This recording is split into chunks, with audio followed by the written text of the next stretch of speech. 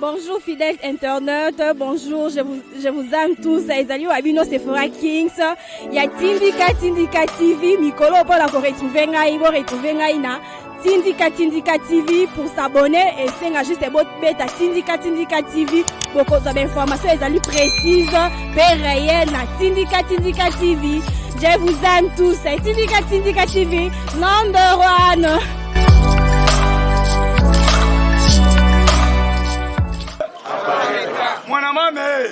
Mwana mama, mambo maso, mambo m'a changé, mambo m'a bouleversé.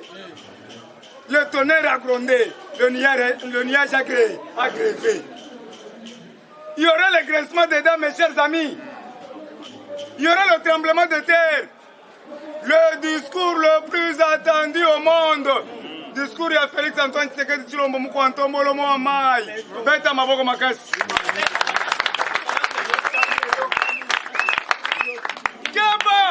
Comment on a discours il y a 1 minute et 30 secondes. Je demande l'arrestation de l'immédiat de Kanambe Polite Mouana Marcelina Tonton Moutouane. Soko Yoki Ndengwana. Banda déjà. Lumbe. Moite. Oye Koya. Yango Boyoki. Bana poto nyonso babengi nga na butu na lalité. Ba diaspora Lyon. Ba diaspora France. Babengi. Balobi boye. Tozala sima ya Mukwantombolo. Abeta Bortole. Alobi cadeau. Obiso to sengi na bonne année. Kabila Soso bonne année. Félix Antoine Tshisekedi sera bientôt le président de l'Union africaine. Le 4, va co-investir hier. Le 4 janvier. Félix Antoine Tshisekedi Tshilombo.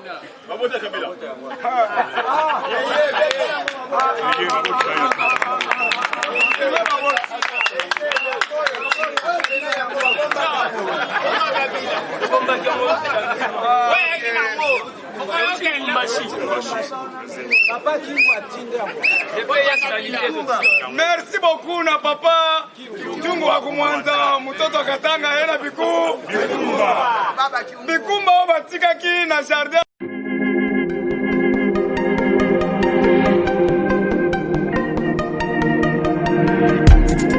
Après 25 ans d'expérience, eh oui, de 1995 jusqu'à ce jour, Elton Store, l'unique shop congolais de Londres, la Grande-Bretagne, il est Londres, ils allaient ça la fierté à la communauté nabiso, et surtout, il y a un homme d'affaires congolais sérieux dans la diaspora.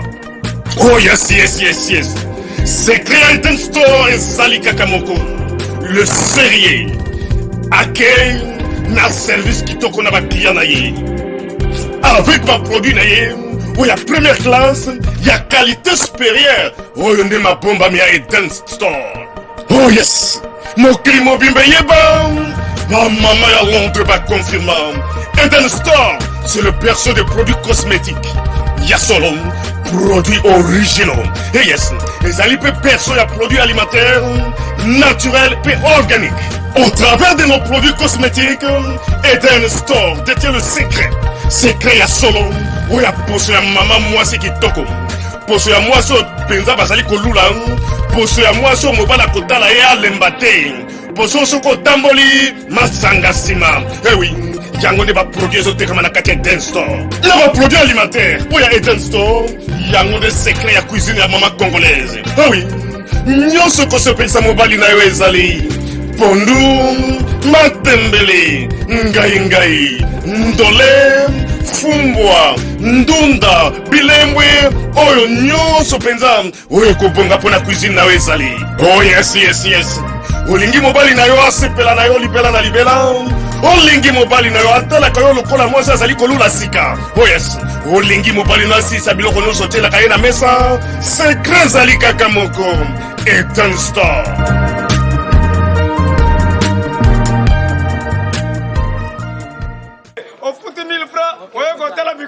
Bikumba.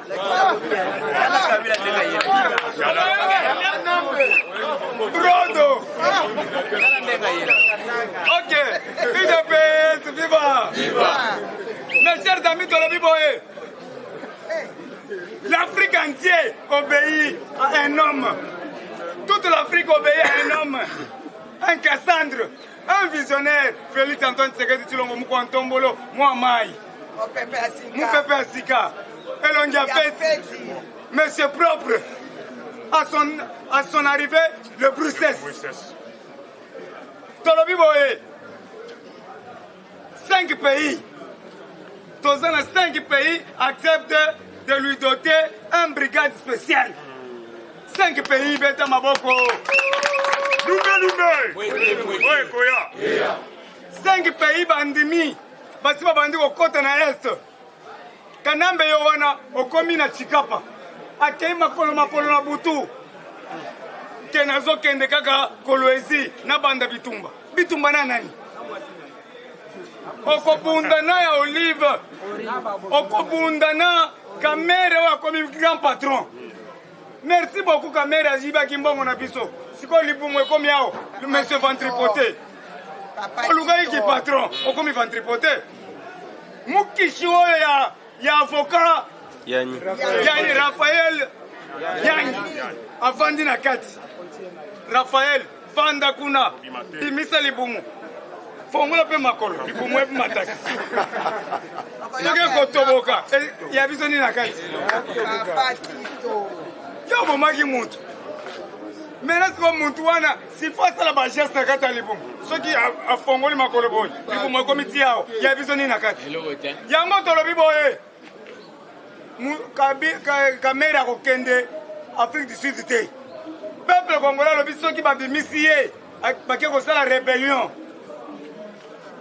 Tozo senga na Félix Antoine Tshisekedi Tshilombo Mukwantombolo, le chef de l'État, le garant de la nation.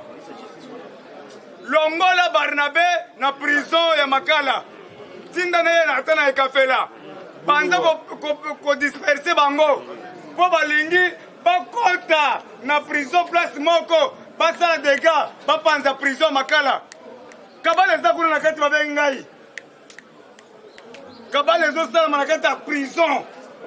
Bakoti zi ba militaire lelo na 3h du matin na prison. Ba intoxiqué ba to prison. Avec le complicité directeur ya prison. Nazo bele là. Directeur ya prison keba bazo kota na butu.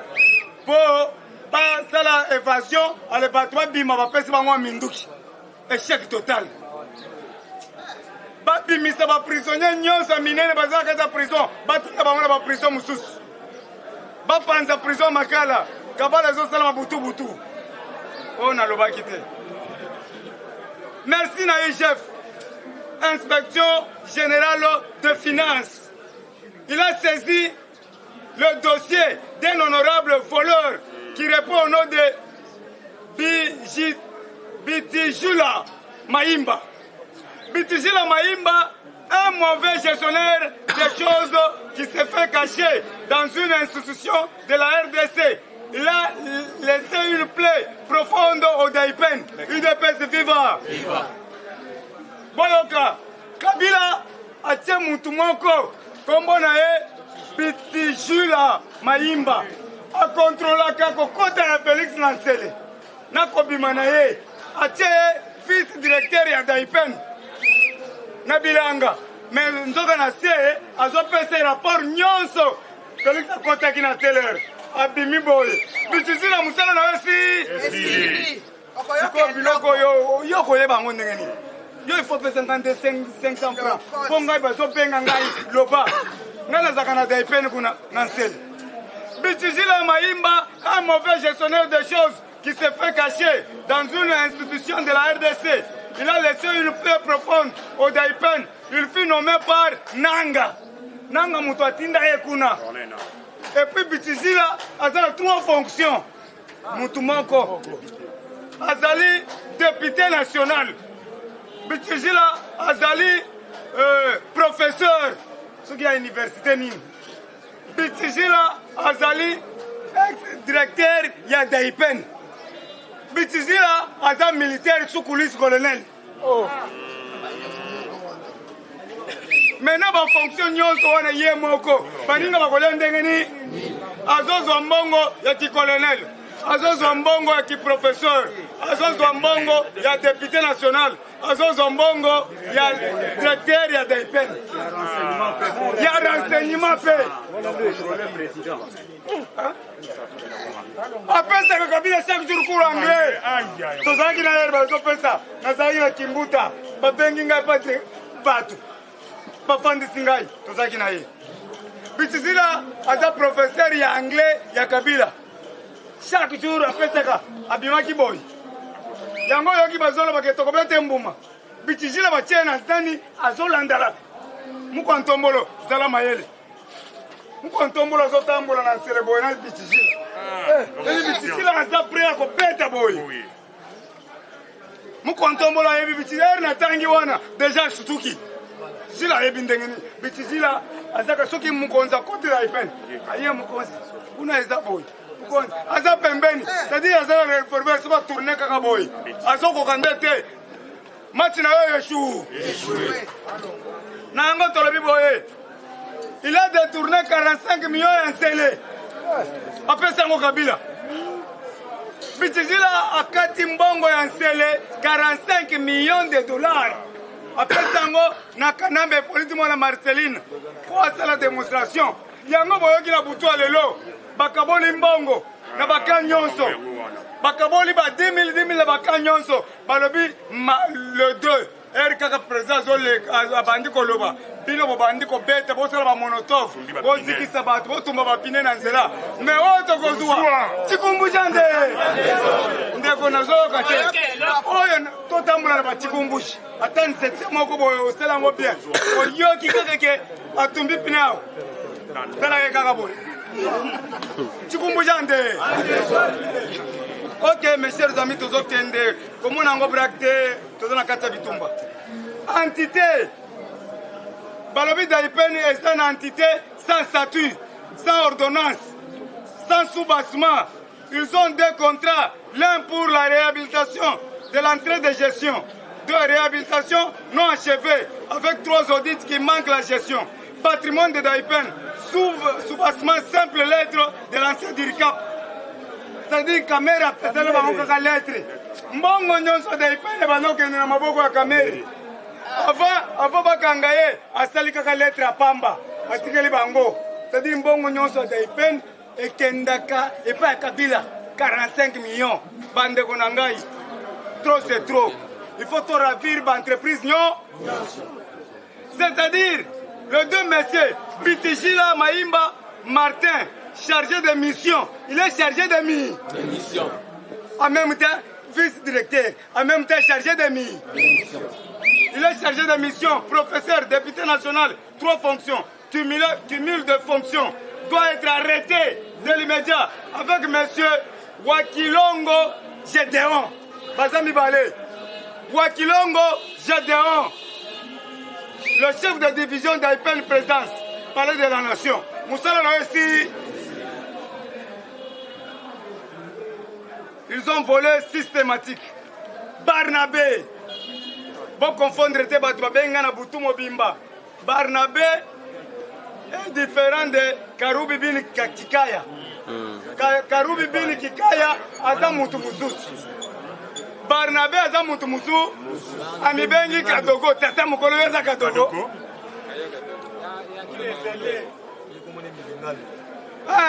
Milingano. Barnabé. Batunie na butu alobi ngana lobaki te akolia mbuma mbuma ya ba fruit alinga mbuma ba fruit makasi yo bandela Félix omona alinga mbuma Kadogo boyaki na babotu na bino yango na memeli bino toziengo na zamba na ferme papa chungwa kumwanza Gabriel tozo senga na Nemi Mulanya, tozo senga na Boshap, tozo senga na Shadari, kwa kozo babotu na bino, kocha na zo, batu bafuta 1000 francs. Na yango tolobi boye, ils ont leur plan machiavélique. Balobi, il faut pas épargner bango na ba prison. Soki bakangi mutu batia bango na ba prison moko te. Baza bezo ba solo la, ba sala évasion. Lokola Barnabé akenda tana na café là. oyo ventripote kamere akende meme na bakongo akende kobotela kuna. On est en train de planifier dans la prison de Makala. Tobeleli bazo planifier. Mukwantombolo, le peuple congolais. Bazana posa na yo. Na yo ki bakingo mwambe. Na Kisangani babengi ngai. Kisangani mobimba babenga na butu. Président Gilles. Babongisela biso pe route numéro 1. Ya Kisangani. Biso bakingo mwambe. Basi kitoko. Tondimi Mukwantombolo. Balobi tozana marche populaire. Tozozela ye ana Kisangani. Oyebi bakingo mwambe. Basi yo bazana batileza kitoko wana. Tala bakingo. Ya Kisangani. Basi ya kitoko na Kongo mobimba. Baza bakingo mwambe. Oyo bomona David Vinguson à la recherche de Stanley. Yoka, est-ce que yo yebi biloko ngonga solo bazo za distrait? David à la recherche de Stanley. Il est allé à Kisangani dans la chute de Wagenya. Akuti basi ya kitoko bazo sokola mutakala. Livingstone a salaki 5 minutes ya kokengela. Bazo tela bilo. Soki batali ye. Est-ce que Livingstone yo zaki na mwasi te? Yango moni nzoto mwasi sasa. Livingstone a bet alekisi 1 heure de temps ya kotalaka. Bakingo mwana. Dans la chute de Wagenya. Erna zolo baba kingo mombe basepeli makasi. Balobi tozo sangisa moko totindela yo. Soko mwana some mutuka na ibite. IDPS viva. Viva. Poto chité. Lumba lumbe. National azali awa. National beta biloko bana bayoka. Merci beaucoup national.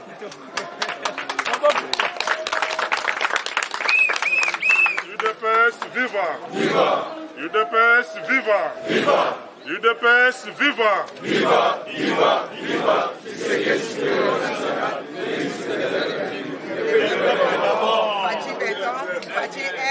Lelo na ye tosolola.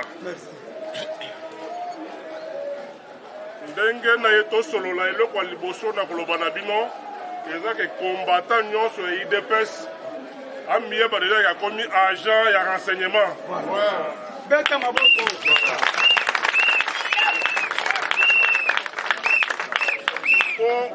Trop c'est trop. Lisu ezala likolo ya lisu. Bandeko tosali bambule belé na opposition.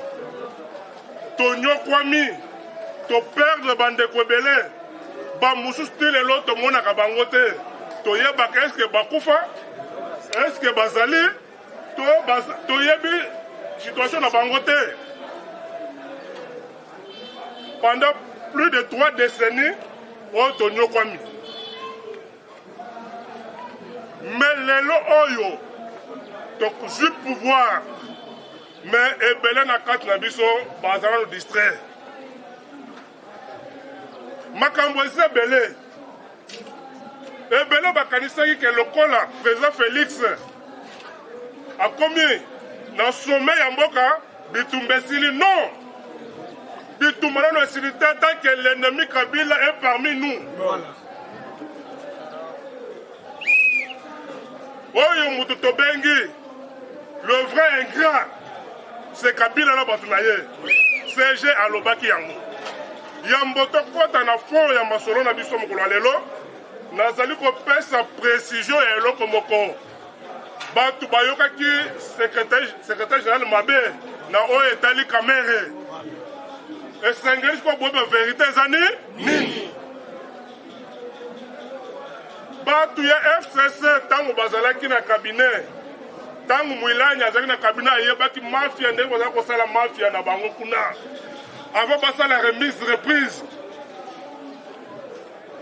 Alors tant kamere à côté, il fallait que basolo la bien bayokana. Ndenge nini bako bandolia kanyaka wana. Alors, Simba quitté. Le rôle est Simba quitté. Parce que nous avons preuve à l'appui que nos caméras alliés bongo. Alors, le rôle allié bongo, alengi konfongwa matin. Babengi ministre à justice soit allé qui a bango tunda yaka sende. Bien parlé, bien parlé. balobi Tunda zwa dossier oyo kende nango na conseil des ministres. Tant que Tunda y a dossier, même le président Félix était surpris à Yébaki na yete. Tunda a lobby. A lobby ça va le col les aboyés et ça n'est que la justice et la décision conseil des ministres. Tant que comme la justice n'est pas condamnée quand même. Le plan était comment? Le plan était que Bateau, c'est le président Félix Mandakala. Quand il s'agit que Mbongwana, quand même, on a fait la Félix. C'était un coup bien préparé. Bangonde Bazaki Sima dossier Wana. Après, Bakei Kosa la Koutana Kamere pour Balakis à la face du monde que c'est le président Félix qui est derrière ces coups. Yango Serge Kabouya était clair à lobby et Zabi soit mes collègues c'est sur le Cambouana. Mais il faut le battre que le Cambouana a connu besoin de l'Ukuta. Mbongo et Bungaki. Mais bateau Bazaki Sima dossier, voilà, ce sont nos frères du FCC. Bangonde va activer qui yango. Bala qui se présente Félix, le parle avec nous en respectant ma corps. Bien parlé. C'était ça l'autre cabale. C'est déjà que le bataille que les habits sautaient, le complot n'a pas salué comme un complot. Non, ce n'est pas un complot, exact dossier qui est vrai. Mbongo et Bungaki. Mbongo et Bungaki, mais Bawa va l'attaquer dossier dans le FCC. Bangonde, Bamema qui a voté dans le conseil des ministres. Moulane Moutouazele Kocha, tout des cassins de pression pour baser que la contentieux entre Bangomi, Mibale, il y a la caméra. Nous sommes dans le lobby, il y a qu'on a IDPS que le président Félix, qui est respectable à porter. Pour que sa image, il y a le président Félix dans l'Est. Or que Bangonde Balandela qui dossier Wanda pour Misango Libanda. C'est ça la vérité. Le président Félix a consulté à Silici, Ndenga Silici Boye, a corriculé. A Kozonga Simate. On en a marre avec ces gens. Voilà. On en a marre. Pourquoi on en a marre? Bino Boye Bakake Kabila a touché à 680 000 par an. Bien sûr, nous avons Bino Boye. Mais la société non sort Kabila est là-dedans. Il touche des millions par mois. Merci. Avec nous, on a pouvoir, ben, sur un système.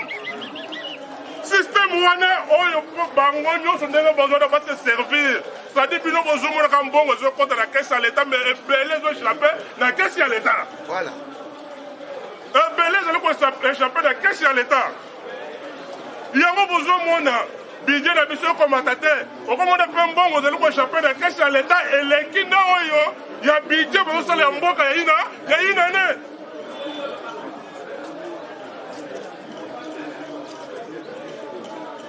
Un système bien préparé. Je vous dis dans ma société, non, c'est besoin de monde. Le clan Kabila est là-dedans. C'est-à-dire, bazo payé 2 ans, tu sais, le bango, mbongo baïbi. Et les qui n'a bidé n'a bichot à fois 100. Vous vous imaginez? Est-ce que Batouane est pas de la bango? Nous n'allons pas continuer vers le FCC. Et puis, Ebele Kangamanda n'a désordre. Bien parlé. Ebele Kangamanda n'a désordre. Puisque Congolais zone Yokwama. Minéral dans la carte en Boko, richesse dans la carte en Boko. Mais Talandéga Tozali. On dirait Mboka la bichette en Boko pauvre. Mboka la bichette en Bambon ou Ebele. Mais ça les alliés Ebele. Toko Zala Boyete. Botala Lelo, Tina Moya Lelo. Peu perdre Azali pour engager tout par-ci par-là. Nazo peut se donner un exemple Moko. Boyebi DG Yasnel. Monsieur Kayombo. Merci, publié Bango. Monsieur Kayombo, engagé Chalère ou Yabobo Bissona Mwapena, la Yasnel. Ceux qui nous ont conseillé à démentir Yango. Tozana, journalier Yasnel. Bateau, Basali, 15 ans. Basali, 20 ans. Père de qui jeunesse, Bango. Engagé Bangote. Mais Batoine basali concours. Basali concours na bango. Banzui. Mais pour pas engager bango, baké pour engager Batuya peut perdre. Na garçon moko bo abeta ka muna na peut perdre wana ta bala manifestation ba engager na SNL. Ouais bisangana. De l'estage à Kousselande, d'Enganin. Pour Batu wana ba salaire. Est-ce que ba ibi makambo courant? Moi c'est salaire. Ibi makambo courant? Mais nos frères ouais basali qui journalier na SNL wana. Bangonde ba yebi banzela nyonso pour les kelaka. Ba yebi makambo na SNL ndengeni ba ko rétablir. Ndengeni se singa bebi quelque part ndengeni ba ko zongisa yango. Ba yebi makambo no système no sona ba yebi yango.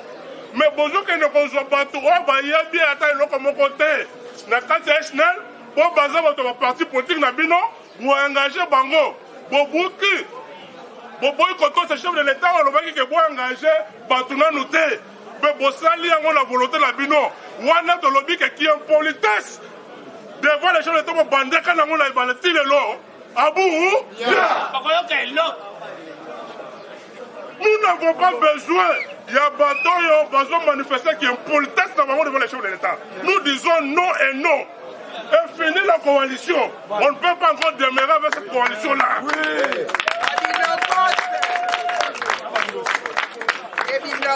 Nous ne pouvons pas encore demeurer avec cette coalition. Le peuple congolais attend beaucoup de l'union sacrée. Tant que la coalition pour habitation, vous avez dit que l'union sacrée. Mais, bango ba yeba kité, ba yoka kité. Oyo mo konza lobaki. Mais ils ont un chômeur. Comment il fatigue? Gouvernement wana za baza sous-souté. Boyeba yango. Ose la année semaine prochaine, semaine oyo. Voilà. Bon, comme on a une fête, il y a Congo. Le chef de l'État lobby la mission pour décevoir Bissot.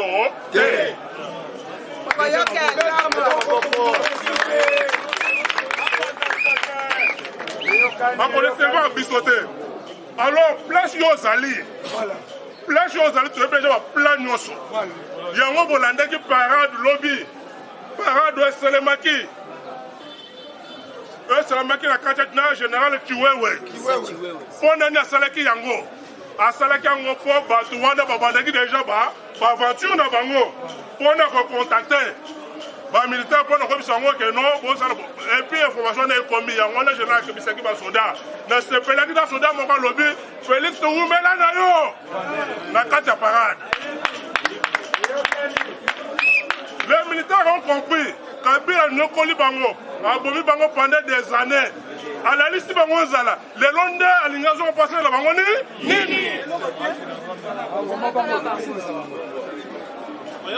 Nous sommes une force. Nous sommes une force. Bien connu. N'a pas eu le bas. N'a conseil spécial chargé à renseignement. N'a pas le bas. N'a déjà un air. Todo tala bino na lisu. Todo tala bino na misu. Pouvoir votre boule tonyo comme mingi. Correct. Tonyo comme mingi. Bobo kanga Barnabé, il fallait tocha makelele. Merci. Bobo kanga Barnabé, il fallait tocha makelele. Non. Non, eza bongote. So tocha ki makelele te Barnabé wana linga kangama te. Po tocha makelele Barnabé wana kangami. Nous devons menacer l'intégrité physique du chef de l'État. Pour dire qu'il y a même 5 minutes. Nous devons. Est-ce que la réforme à Kabila, est-ce que ce qu'on obtient mon propos, on va attendre une heure?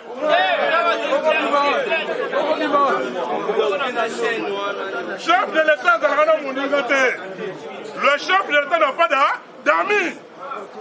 Félix a des amis, mais le chef de l'État n'a pas d'amis. Le chef de l'État est une institution qu'on doit respecter. Correct. Nous ne pouvons pas continuer vers les impolis qui ne respectent pas le chef de l'État. Nous disons non et non. Et si quand vous allez, soyez mobilisés. Soyez mobilisés. Bon, l'ingate, ya opposition tonyokwami tobetami tokonti baboloko totikala basikati na nzoto mobimba oyo mpona bato wana boloko mosusu tozonga na situation wana. C'est-à-dire aujourd'hui bato bazali kolanda partout dans le monde, c'est-à-dire tosi toavancer makasi eloko toza koluka tozu déjà yango esengi na biso tozala vigilant au cas contraire tokomona makambo pire koleka na tomonaki liboso. C'est-à-dire nous les combattants bisika tozali tolongola makambo ya division kati na biso tala intérêt ya mboka totala intérêt ya mboka biso oyo nga na secrétaire national dans le lobby, j'ai été proposé pour être là-bas. Là-bas, j'ai dit non. Vérifier l'information. J'ai même pris chargé de mission quelque part. J'ai dit non. Parce qu'aujourd'hui, les athlètes sont chargés de mission, sont dans les années. De garder le pouvoir. Non, le problème aujourd'hui avec nous. Nous devons voir comment conserver le pouvoir le plus longtemps possible.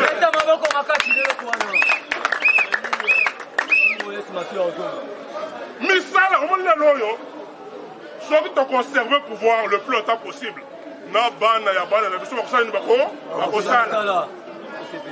Le président Félix a un bon projet pour nous. On va bloquer, mais le niveau va bloquer, on va avancer.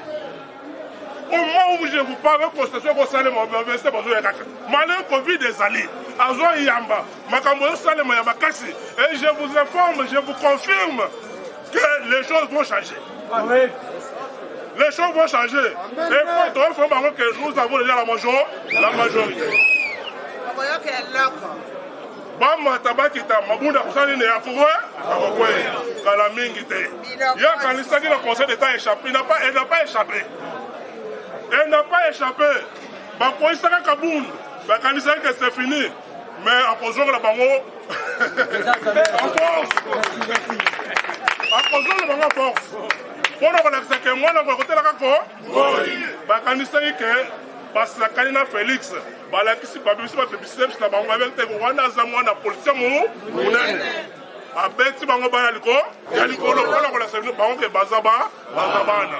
Ces combattants soient mobilisés. Les bonnes choses arrivent. Nous allons fêter. Nous allons faire fêter. Discours wana 6 minutes de salut bango 1 20. Mais il y a un ballon et qu'on a 30 secondes. Et pour la 30 secondes, vraiment, soyez mobilisés, te conformer bino.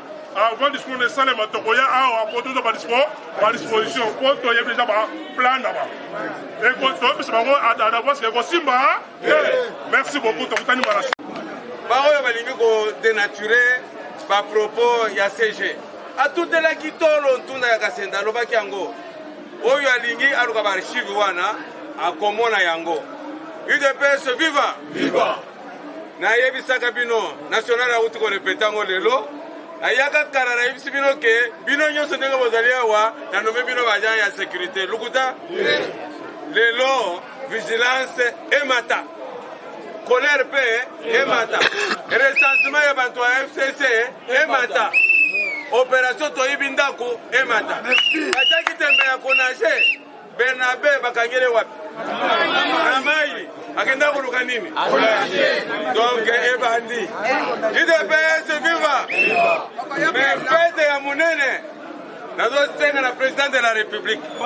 On sécurise muntu oyo aza sécurisable. Mukora ko kangera biso Kabila. Apesi ye na ba nonga na ba tribunal. Bakangie to yebeka Kabila bakangie mukolo wana fête nationale. UDPS viva viva. Mukolo wana Congolais nyonso akosepela. Tout ce que le peuple congolais attend maintenant, c'est l'arrestation de M. Kabila. Puisque M. Kabila azali lokola prison ya Makala. Oya zwa liboke ya ba Congolais tie bango kuna zo intimider bango.